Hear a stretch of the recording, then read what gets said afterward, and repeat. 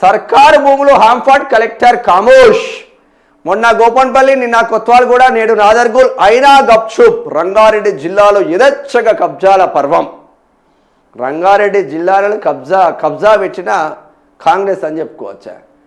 పెద్దల ప్రభుత్వ కన్నుపడి కరిగిపోతున్న వేల కోట్ల ఆస్తులు, భూములు అన్యక్రాంతంపై స్పందించని కలెక్టర్ నారాయణ రెడ్డి, ఆరోపణలపై కనీసం ప్రకటన విడుదల చేయని ఇతర అధికారులు, ఇటీవల మూసి సుందరీకరణపై హడావుడిగా ఆర్డీఓ ప్రకటన, వీటికి భిన్నంగా బడాంగ్పేట అవినీతిపై నిక్కచ్చిగా కమిషన్ వైఖరి, సైలెన్స్ మోడ్లో రంగారెడ్డి యంత్రాంగం పెద్దల కోసమేనా?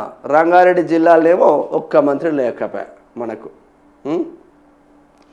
రంగారెడ్డి జిల్లాలో కొంతకాలంగా జరుగుతున్న సర్కారు భూముల కబ్జా పర్వం వెనుక ఉన్నది ప్రభుత్వ పెద్దలేనని ఆరోపణలు వెల్లువెత్తుతున్నాయి. రంగారెడ్డి జిల్లా ఇన్ఛార్జు దుద్దిల శ్రీధర్ బాబు ఉంటాడు, అటు ముఖ్యమంత్రి ఉంటాడు, ముఖ్యమంత్రి అన్నదమ్ములు ఉంటారు, అందరు ఉంటారు. ప్రత్యక్షంగానో పరోక్షంగానో ఏదో ఒక రూపంలో అందుకు ఆనవాళ్లు బయటపడుతున్నాయి. అధికార పోలీసు యంత్రాంగం ఈ కబ్జాల పర్వంలో ప్రేక్షక పాత్ర పోషిస్తుండటం తెర వెనుక సర్కారులోని పెద్దల్లో ఉన్నారనేందుకు బలం చేకూరుస్తున్నది.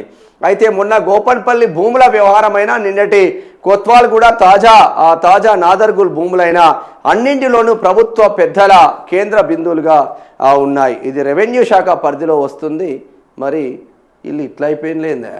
ఇప్పుడు రంగారెడ్డి జిల్లాకు ఒక్క మంత్రి పదవి ఇవ్వకపోతుంది, తెలంగాణకు గుండెకాయ రంగారెడ్డి జిల్లా.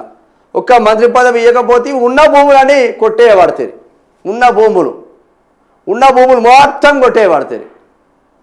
అసలు రంగారెడ్డిలో ప్రజలు లేరా? రంగారెడ్డిలో రాజకీయ నాయకులు లేరా? అరే మొదటిసారి గెలిచిన మీ కాంగ్రెస్లో ఈ హైదరాబాద్ చుట్టుపక్కల ఎవడు గెలవలే కాదా? ఇక ఇబ్రాహీంపట్నం ఎమ్మెల్యే మల్రెడ్డి రంగారెడ్డి గెలిచిందిగా, గైనకండ మంత్రి పదవి ఇస్తే తప్పేందా మీకు?